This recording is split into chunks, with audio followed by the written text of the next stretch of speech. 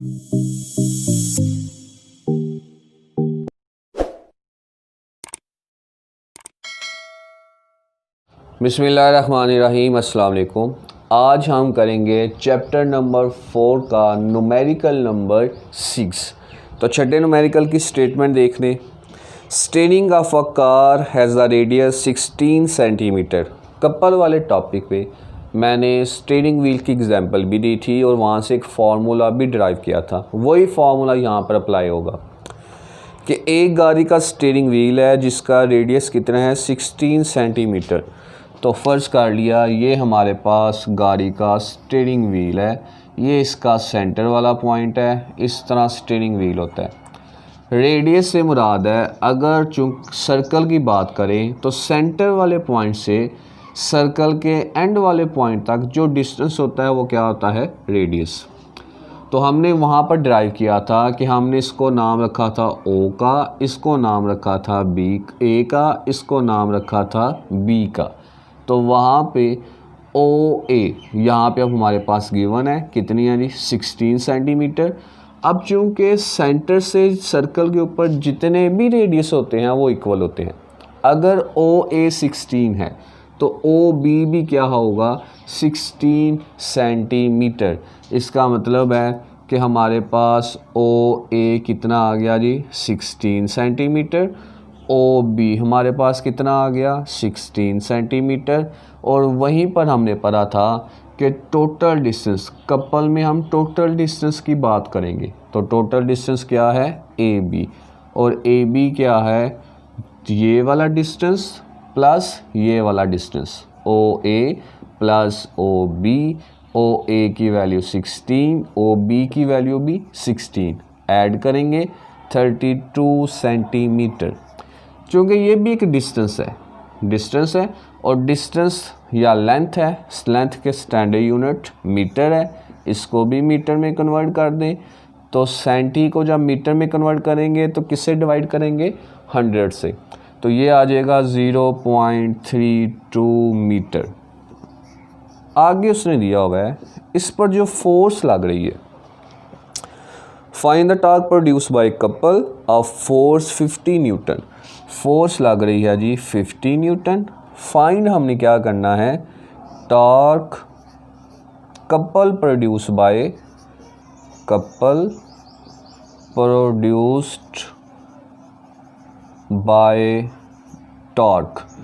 Torque की वजह से पैदा करदा कपल। तो फार्मूला जी F multiply A B. F हमारे पास 50 मल्टीप्लाई ए बी 0.32।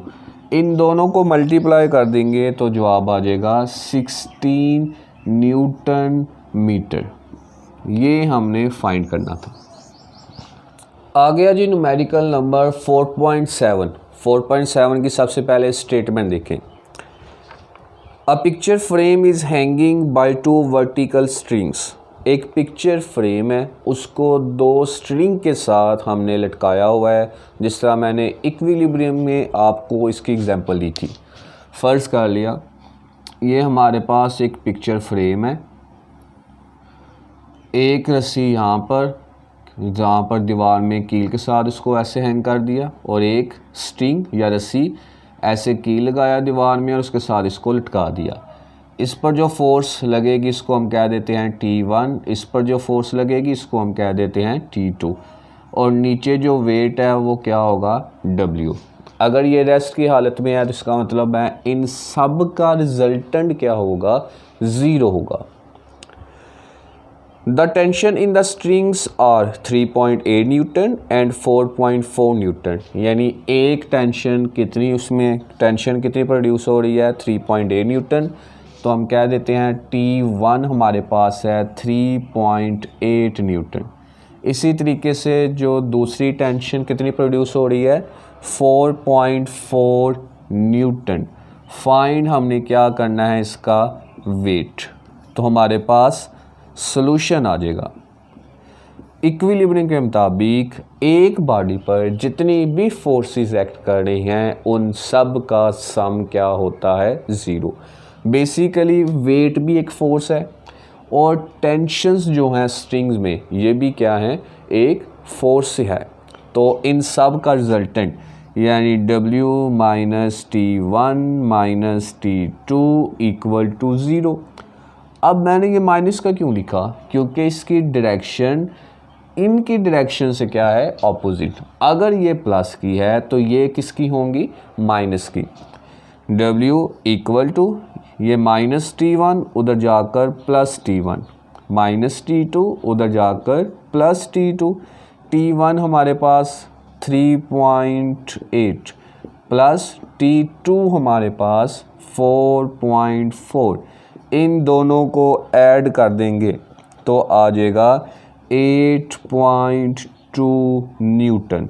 तो उसका वेट कितना बन गया, 8.2 न्यूटन। उसके बाद ये आगे है 4.8 8वां न्यूमेरिकल।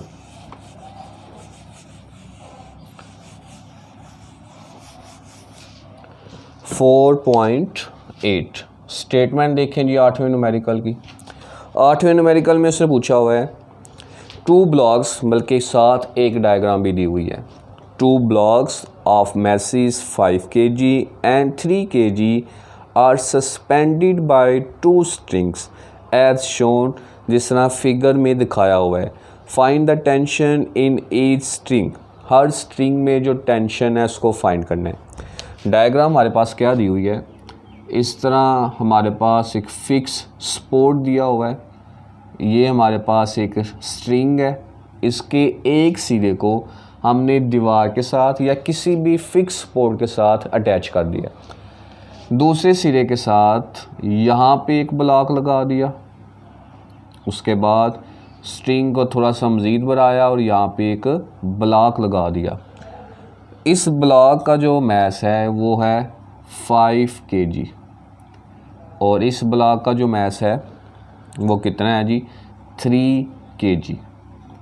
हम कह देते हैं कि ये जो टेंशन इस ब्लॉक की वजह से, इस रस्सी में जो टेंशन प्रोड्यूस हो रही है वो है T1।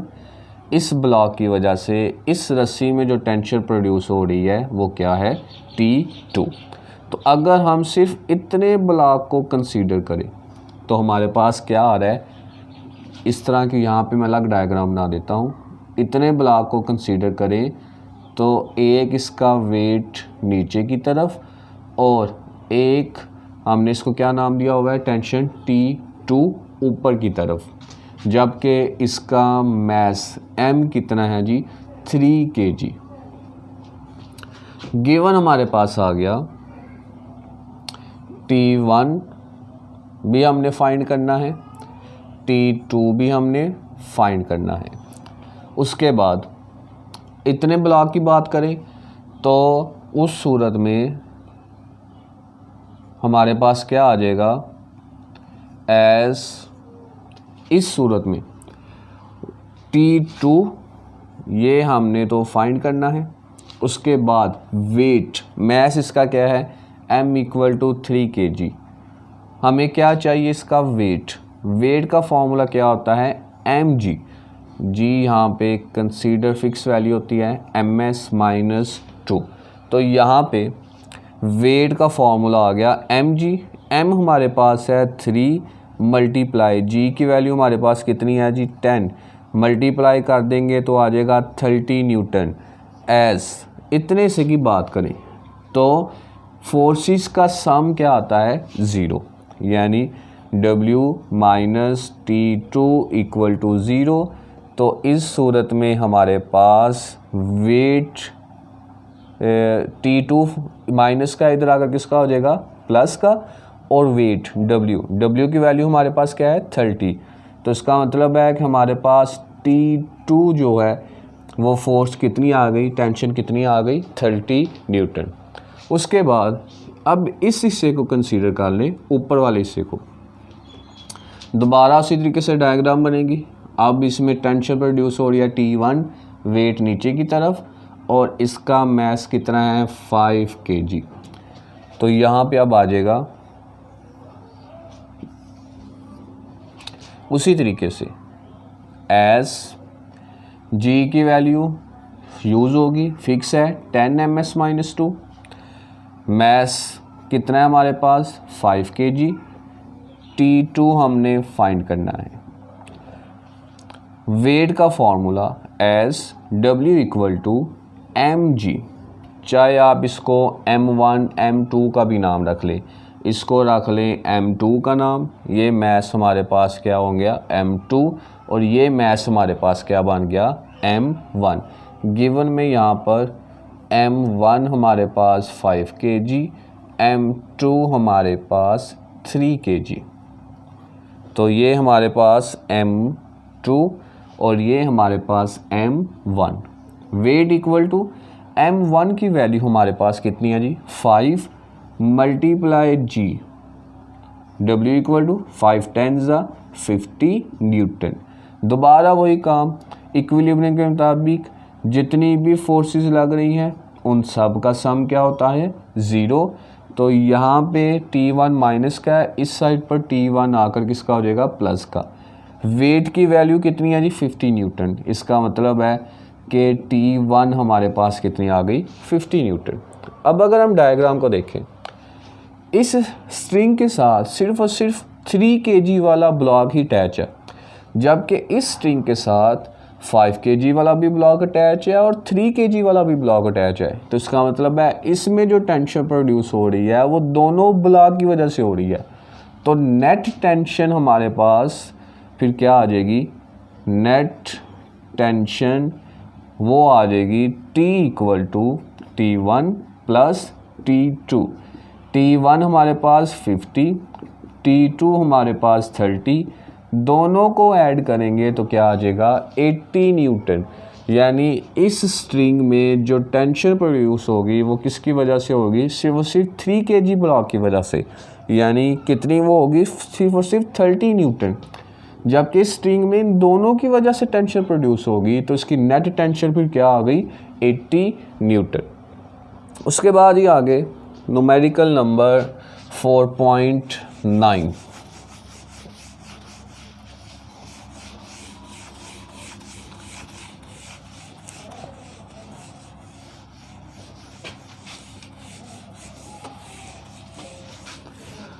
फोर पॉइंट नाइन में दिया हुआ है, a nut has been tighten by a force of 200 newton. एक नट है उसको हमने टाइट किया है किसके ज़रिए, एक फोर्स लगाकर। कितनी फोर्स लगाकर 200 न्यूटन। उसके बाद Ali using 10 centimetre long spanner. Spanner को हमने यूज़ किया जिसकी लेंथ है 10 सेंटीमीटर। अब मैंने बताया कि यूनिट्स को हमेशा, जितने भी ये न्यूमेरिकल स्टेटमेंट होती है इनके यूनिट्स को हमेशा स्टैंडर्ड यूनिट में कन्वर्ट करते हैं, जिसका SI यूनिट होता है, स्टैंडर्ड यूनिट होता है। तो लेंथ का स्टैंडर्ड यूनिट क्या होता है मीटर। लेकिन चूंकि यहाँ पे इस न्यूमेरिकल में उसने 8 सेंटीमीटर में ही दिया हुआ है, अगर हम इसको यहाँ पे मीटर में कन्वर्ट कर भी ले तो कोई प्रॉब्लम नहीं है। लेकिन चूंकि यहाँ पे आंसर उसने किस में दिया हुआ है सेंटीमीटर में, पहले हम इनको मीटर में कन्वर्ट करेंगे। एक और आगे लेंथ दी हुई है उसको भी मीटर में कन्वर्ट करेंगे, उसके बाद एंड पे इसको जाकर फिर सेंटीमीटर में कन्वर्ट करेंगे। तो इससे बेहतर यही है कि हम चूँकि 8 सेंटीमीटर में दिया हुआ है तो यहाँ पे लेंथ को सेंटीमीटर में ही रखें ताकि कैलकुलेशन ज़्यादा लेंथी ना हो। तो आगे उसने दिया हुआ है what length of spanner is required to loosen the same nut with 150 newton force. एक ही नट है, उसको उस पर पहली दफ़ा हमने एक स्पैनर यूज़ किया, उस स्पैनर पर फोर्स लगाई 200 और स्पैनर की लेंथ कितनी थी 10 सेंटीमीटर उसको टाइट करने के लिए। अब उसको लूज़ करने के लिए हम क्या करते हैं, जो फोर्स लगा रहे हैं वो कितनी है 150 न्यूटन और उस स्पैनर जो हम यूज़ करेंगे उसकी लेंथ कितनी होगी। यानी टाइट करने के लिए एक और स्पैनर यूज़ किया, लूज़ करने के लिए एक और स्पैनर, दूसरा स्पैनर यूज़ करेंगे। पहले स्पैनर की फोर्स और लेंथ ये है, दूसरे स्पैनर की हमने लेंथ फाइंड करनी है, जबकि उसने उसकी जो फोर्स है वो दी हुई है कितनी है 150 न्यूटन। फ़र्क रखने के लिए हम इसको F1 L1 कह देते हैं और दूसरे को F2 L2 कह देते हैं। F2 150 न्यूटन और L2 हमने फाइंड करना है। अब चूँकि दोनों पे टार्क प्रोड्यूस हो रहा है, इसका मतलब है कि दोनों का टार्क प्रिंसिपल ऑफ मूवमेंट्स के मुताबिक दोनों का टार्क क्या आना चाहिए, सेम आना चाहिए। जब टार्क सेम आएगा, सॉल्यूशन यहाँ पर देख लें, जब टार्क सेम आएगा तो इसका मतलब है कि इस साइड वाला टार्क इक्वल हो जाएगा उस साइड वाले टार्क से। टाइट करने वाला टार्क लूज़ करने वाले टार्क के इक्वल हो जाएगा। क्यों? According to principle of movements के असूल के मुताबिक। F1 हमारे पास है जी 200 multiply L1 10 centimetre, F2 150 multiply L2 हमने फाइंड करना है। 200 को 10 से मल्टीप्लाई करेंगे तो आ जाएगा 2000। 150 यहाँ पे मल्टीप्लाई हो रहा है, इधर आकर क्या हो जाएगा, डिवाइड L2। अब जब हम 2000 को डिवाइड करेंगे 150 पे तो ये आंसर आ जाएगा 13.33 सेंटीमीटर। यानी जो दूसरा स्पैनर हम यूज़ करेंगे उसकी लेंथ कितनी होगी, 13.33 सेंटीमीटर। उसके बाद ही आगे अब लास्ट वाला है 4.10, आखिरी न्यूमेरिकल है, वो भी देख लें जल्दी से। सबसे पहले स्टेटमेंट, ये बिल्कुल उसी तरीके से है जिस तरह हमने एक एग्जांपल भी की थी। A block of mass 10 kg is suspended at a distance of 20 cm from center of uniform bar 1 meter long। एक यूनिफॉर्म बार है, फ़र्ज कर लिया ये यूनिफॉर्म बार है, इसकी लेंथ कितनी है 1 मीटर। अब 1 मीटर में 100 सेंटीमीटर होते हैं तो हम कह देते हैं इस सेंटीमीटर में इसकी लेंथ कितनी होगी, 100 सेंटीमीटर। ये इसका सेंटर वाला पॉइंट है, इसका मतलब है सेंटर वाले पॉइंट से मुराद ये है कि हाफ इस साइड पर और हाफ ही इस साइड पर। 100 का हाफ क्या होता है, 50। इसका मतलब है कि 50 सेंटीमीटर डिस्टेंस ये सारा है और 50 सेंटीमीटर डिस्टेंस जो है वो ये सारा है। अब उसने दिया हुआ है कि एक मैस ब्लॉक जिसका मैस कितना है 10 kg, उसको हम सेंटर से 20 सेंटीमीटर जो है दूर उसको किसी एक साइड पर लटका देते हैं।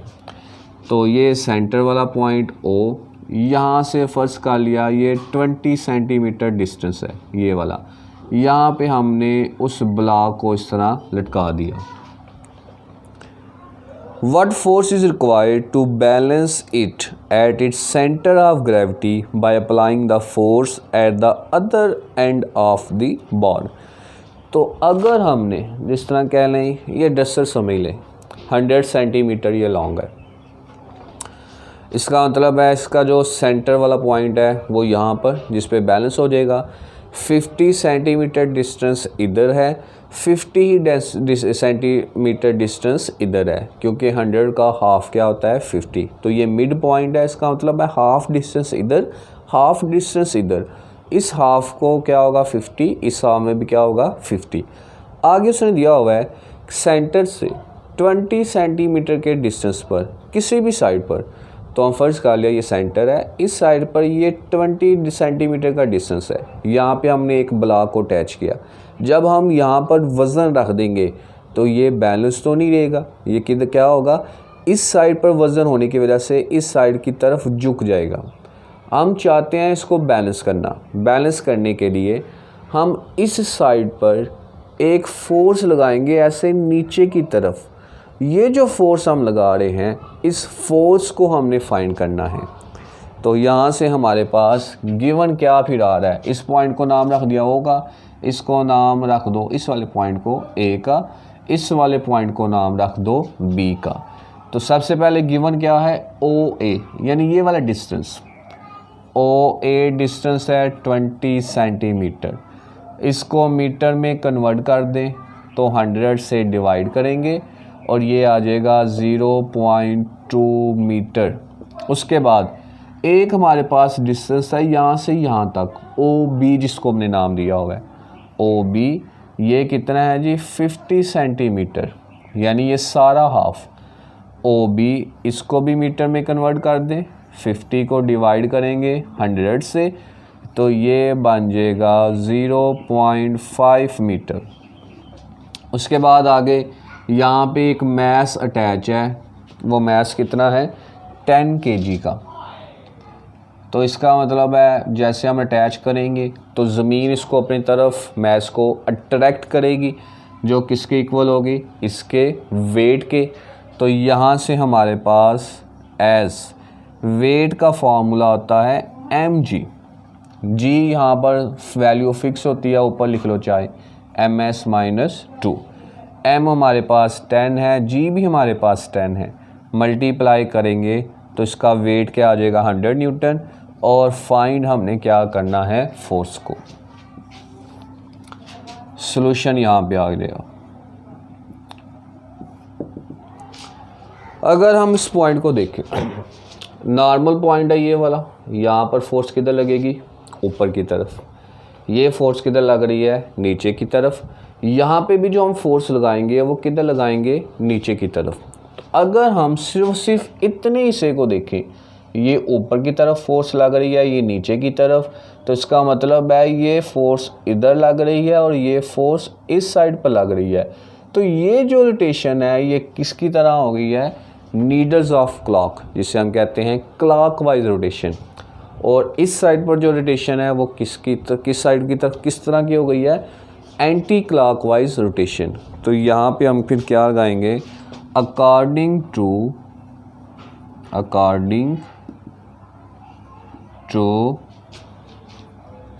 Principle of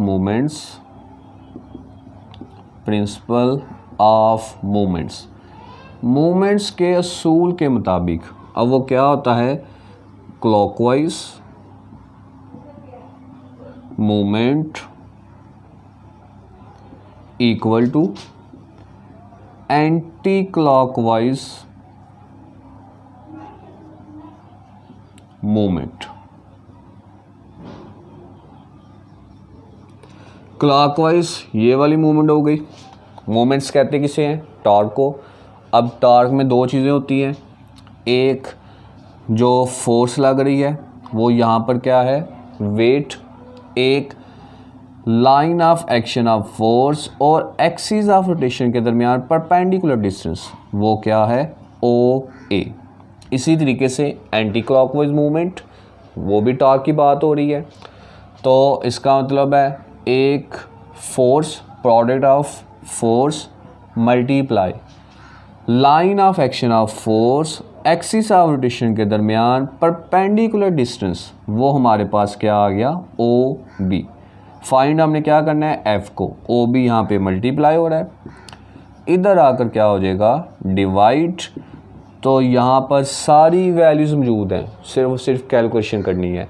weight 100, OA 0.2, OB 0.5।